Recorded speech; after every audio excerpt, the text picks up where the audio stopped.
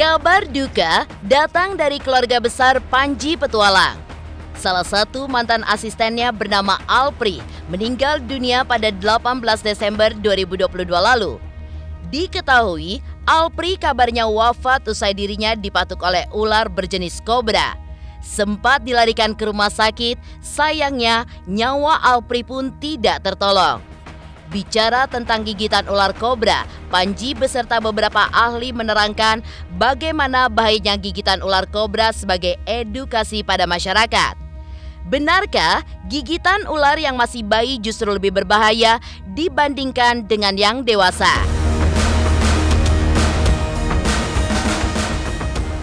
Di lain sisi, tidak kalah mengejutkan, untuk kedua kalinya rumah Baim Wong pun kemasukan ular. Baru-baru ini juga diunggah di kanal video daring miliknya. Terlihat beberapa orang mencoba menenangkan ular yang masuk ke dalam rumah Baim. Masih teringat, ini bukan kali pertama rumah Baim Wong kemasukan ular. Apalagi dulu saat pertama kali terjadi teror ular, terdapat 10 ekor anak ular. Seketika hal tersebut pun membuat Baim curiga bahwa ada induk ular bersarang dalam rumahnya. Tidak hanya itu saja, Lucky Hakim sebagai salah satu artis yang gemar dengan hewan pun ikut angkat bicara. Benarkah gigitan ular begitu berbahaya dan menjadi salah satu momok bagi masyarakat di tanah air?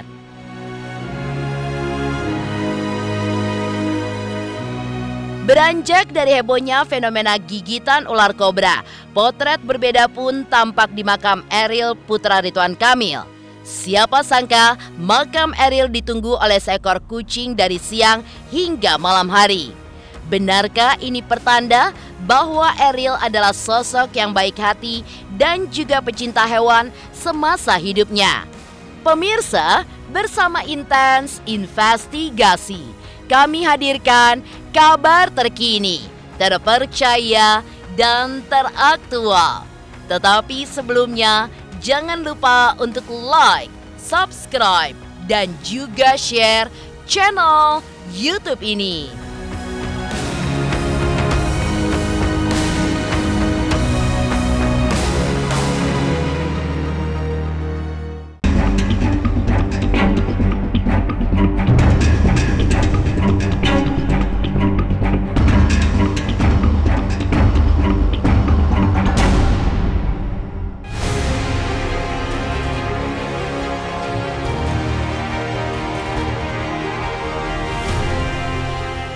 Kabar mengejutkan datang dari Alpri, mantan asisten Panji sang pawang ular.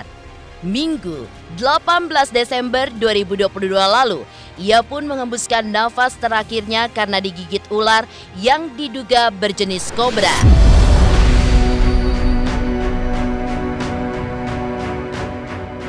Diketahui, Alpri sebelum wafat sempat mengalami muntah-muntah. Dibawa ke rumah sakit, namun nyawanya pun tidak tertolong. Wafat pukul 1 malam, sontak momen final Piala Dunia menjadi duka kehilangan Alpri.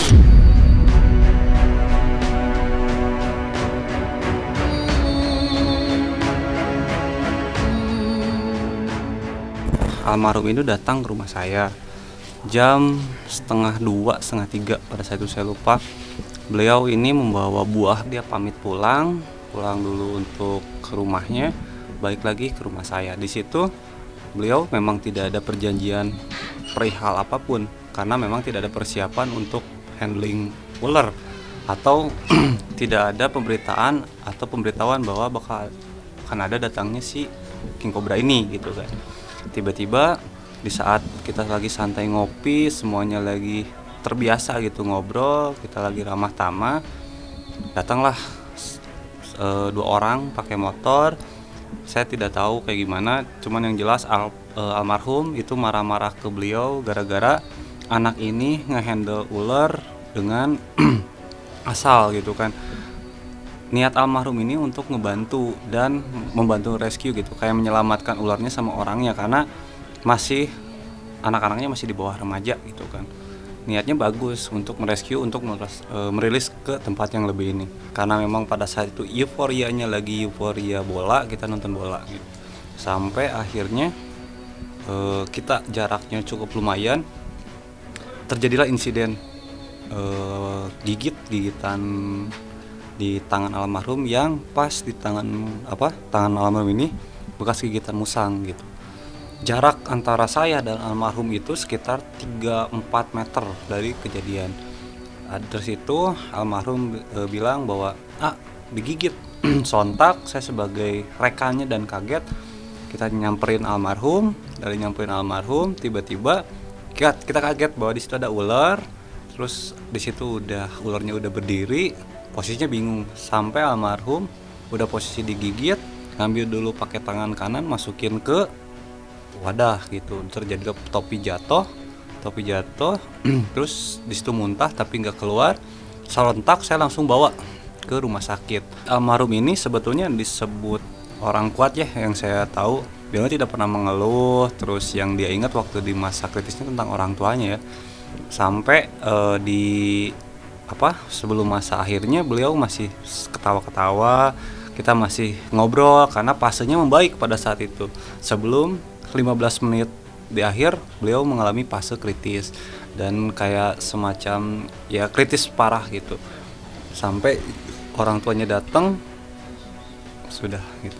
Saya waktu itu ingat banget baru 1 jam, dan jam saya menunjukkan 12.15 pada saat itu. Ternyata jam saya mengalami ini, tapi pada dasarnya almarhum itu lewat dari jam 12:30 lah, jam 12 lewat gitu, beliau masuk kritis sampai meninggalnya gitu. Dikabarin di jam 1 itu kondisi Alpri udah kritis.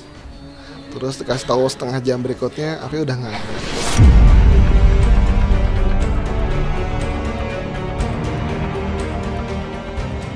Melihat lebih jauh TKP tempat Alpri diduga dipatok ular, seketika itu juga menyisakan sederet kenangan akan sosok almarhum. Dikenal sebagai pribadi yang kocak saat menjadi tim Panji Petualang, kehadirannya pun tidak pernah lepas sebagai salah satu orang kepercayaan Panji. Terlihat kedekatannya dengan Panji begitu luar biasa. Bahkan bisa diistilahkan, di mana ada Panji, di situ pula pasti adanya sosok almarhum. Siapa sangka Alpri yang begitu gemar dengan ular kobra justru meregang nyawa setelah dipatuk ular favoritnya.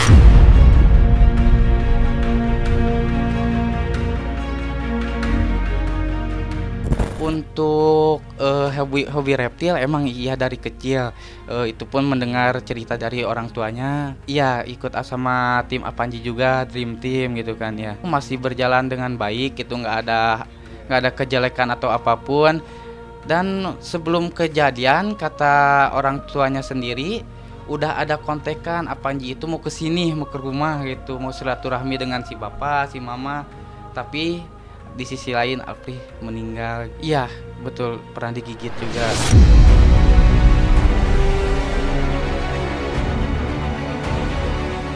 Memang diketahui populasi ular kobra di Indonesia memiliki ragam yang sama-sama berbahaya bisanya. Apalagi dibandingkan dengan yang dewasa. Konon, gigitan ular kobra yang masih bayi justru jauh lebih berbahaya. Diketahui beberapa orang mungkin masih awam dan belum mengerti bagaimana caranya menangani gigitan ular kobra. Lalu, seperti apa tanggapan para ahli terkait gigitan ular kobra itu sendiri?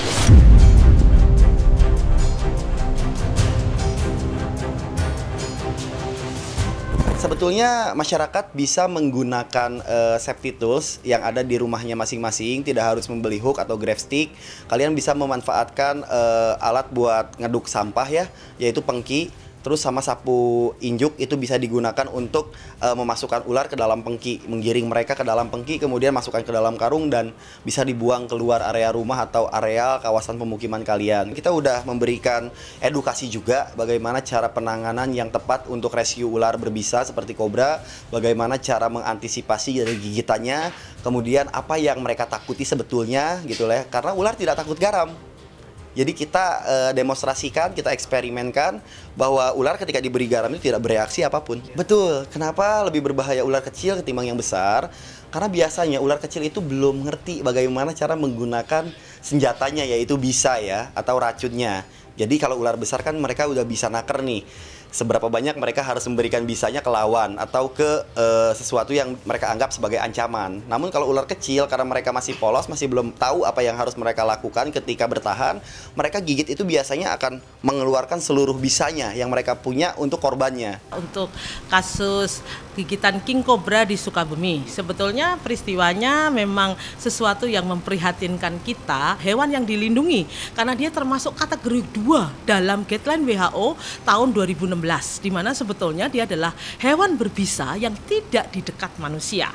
Jadi tidak adalah rescue dalam tanda kutip di dekat manusia, karena dia biasanya ada di tempat-tempat di hutan, kemudian di kebun kelapa sawit, dan tidak pernah ada di dekat manusia. Menurut saya kesalahan APRI adalah tidak menggunakan first aid yang benar, karena serum itu hanya di fase sistemik sebetulnya. Nah, jadi ketika dia tidak menggunakan first aid yang benar, maka yang terjadi adalah dia menjadi fatalitas respiratory failure. Dan ketika respiratory failure itu berjalan dengan cepat, yang terjadi kan waktu saya ditelepon oleh salah satu temannya itu kan kejang. Oke, kejang karena apa? Karena hipoksia tentu saja. Karena ini adalah neurotoksin kuat. Karena neurotoksin yang kuat, maka otot-otot pernapasannya akan mengalami kelumpuhan. Karena kelumpuhan nggak bisa napas, otomatis oksigen tidak bisa diambil untuk melakukan difusi untuk kehidupan dari sel-sel tadi. Otomatis dia mengalami kekejangan, hipoksia, dan kematian. Jadi ini bukan masalah serum, tetapi ini masalah first aid yang benar. Ya, ketika itu sudah berjalan, serum pun tidak bisa menolong kalau tidak first aid yang benar dan manajemen airway yang benar. Biasanya itu setelah tergigit si korban, masyarakat yang ada di sekitarnya, entah itu temannya, keluarganya, atau siapapun dia, itu cuma satu: panik. Mereka tidak paham bagaimana cara menolong si korban yang sudah tergigit ular. Apalagi ini yang kemarin digigit itu ularnya ular king cobra. Ya, sangat berbisa tinggi sekali. Salah penanganan fatal. Kalau merasakan satu gerakan yang sifatnya provokasi mendadak, nah, itu ular akan langsung mengambil tindakan siaga. Tindakan yang pertama siaga. Setelah ada gerakan lagi, si ular ini akan langsung menggigit, gitu. Menggigit apa yang ada di depannya. Nah, kemungkinan kemarin Mas Alpri di sini sedikit lengah. 12 menit pertama itu harus apa? Setelah si korban digigit, ya. Jangan sampai si korban ini tertidur. Musuh utamanya kalau sudah digigit ular itu si korban akan merasa ngantuk, luar biasa ngantuknya. Itu kita jangan sampai lengah juga. Jangan si korban ini tertidur, jangan panik. Nah, terus selanjutnya imobilisasinya. Imobilisasi itu apa sih? Penanganan yang sangat-sangat tepat. Ini jangan sampai lupa. Setelah korban gigitan ular, ya, mulai merasakan tingkat kesadarannya menurun. Ini jangan sampai yang ada di sekelilingnya ini paniknya semakin tinggi, ya.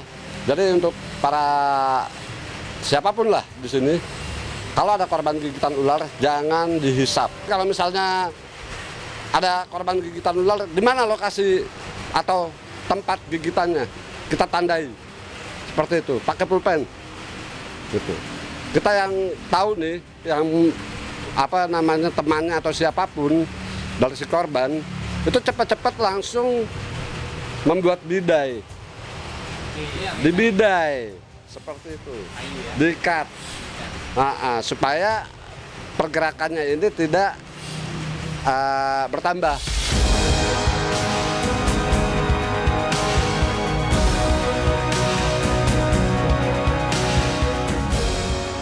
Dan teror ular kobra kembali dihadapi oleh Baim Wong yang mana terjadi di kediamannya. Seperti apa rasa khawatir Baim Wong dengan seringnya ular kobra menghampiri kediaman serta kantornya? Pemirsa Intens Investigasi, jangan lupa untuk like, subscribe, dan juga share channel YouTube ini. Halo, saya Reski Aditya. Saksikan Intens Senin sampai Sabtu 3 kali sehari. Thank you.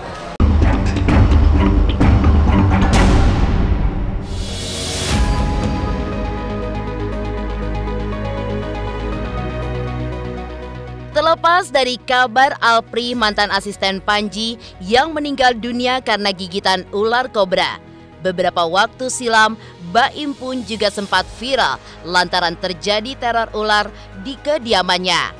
Bukan kali pertama kejadian tersebut dialami oleh Baim. Baim pun memutuskan untuk memanggil pawang. Ya, saking khawatirnya, Paula pun juga ketakutan karena belum yakin sudah sepenuhnya aman. Baim pun lantas curiga bahwa kemungkinan besar ada sang induk yang bersarang di rumah mereka. Lalu, seperti apakah Baim Wong ketika menanggapi rumahnya usai kemasukan ular?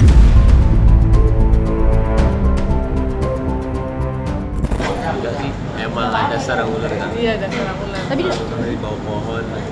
kan awalnya nggak tahu kalau katanya ular, katanya ini kalau ularnya hitam semua itu mistis. Aku lihat oh enggak kok itu loreng-loreng, katanya ladang sawah atau apa gitu, ya udah aman.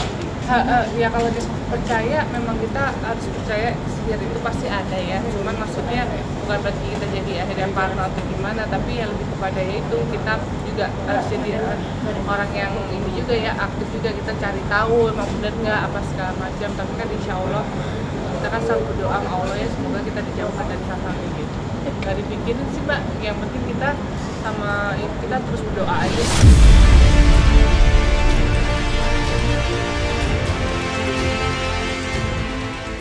Sebagai salah satu selebriti yang begitu gemar dengan dunia satwa, Lucky Hakim pun turut angkat bicara terkait fenomena ular kobra yang berbahaya. Bertahun-tahun menggeluti dunia reptil, Lucky pun juga tegaskan bahwa gigitan king cobra sangatlah berbahaya. Tak ayal, ia pun membagikan tips bila memang terjadi gigitan ular kobra pada manusia. Lalu, seperti apa Lucky Hakim yang angkat bicara terkait fenomena gigitan ular kobra?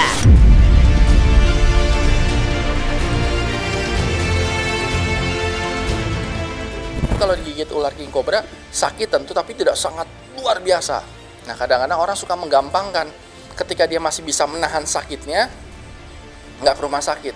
Tapi kalau yang sakit banget kan langsung cepat-cepat cari pertolongan. Nah, hanya karena dia tidak terlalu sakit bukan berarti nggak berbahaya. Ini sudah kesekian kalinya orang meninggal karena tergigit ular king cobra. Dan 80% dari peristiwa meninggalnya orang itu biasanya karena memang sedang dipegang. Dugaan saya ya mungkin karena memang masih baru ularnya dan momennya rame, sehingga yang tadinya tenang malah jadi nggak tenang, terus ularnya kaget dan menggigit. Dan setelah tergigit, dosisnya mungkin sangat banyak, karena gigitan king cobra itu walaupun masih bayi itu dosis racunnya sangat banyak, sehingga gagal pernafasan.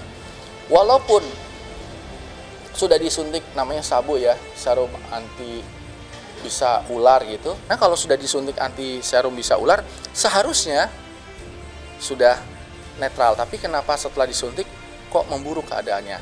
Betul bahwa semua umur itu sudah ditakdirkan oleh Allah, tapi kalau kita bicara penanganan secara medis, kita mesti bertanya, apakah serumnya itu spesifik untuk king cobra atau bukan?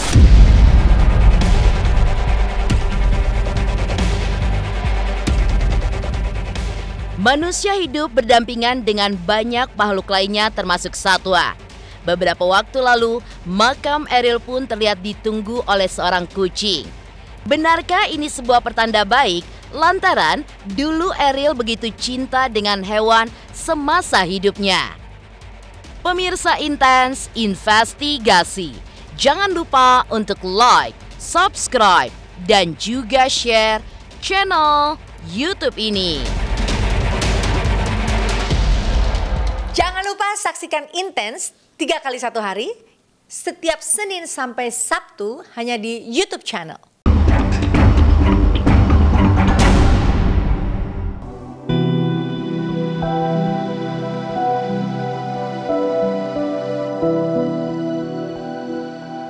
Beranjak dari hebohnya fenomena gigitan ular kobra, potret berbeda pun tampak di makam Eril putra Ridwan Kamil.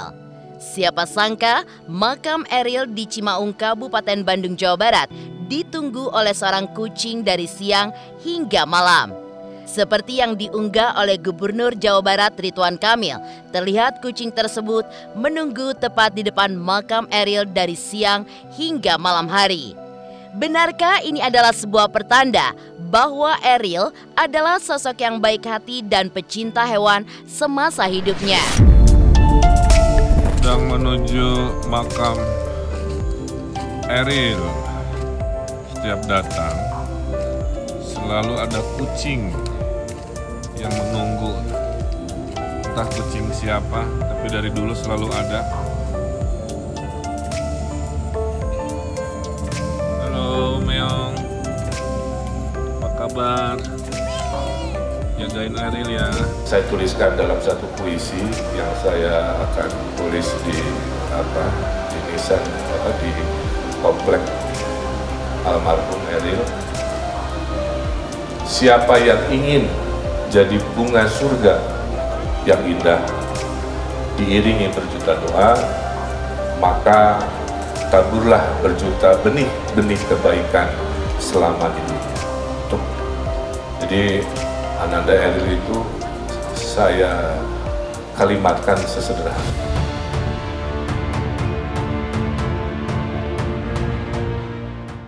Demikian pemirsa, kabar terkini, terpercaya, dan teraktual yang kami hadirkan hari ini.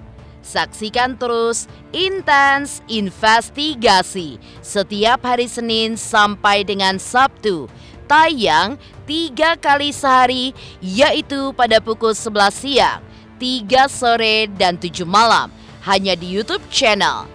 Dan pastikan jangan lupa untuk like, subscribe, dan juga share channel Intens Investigasi.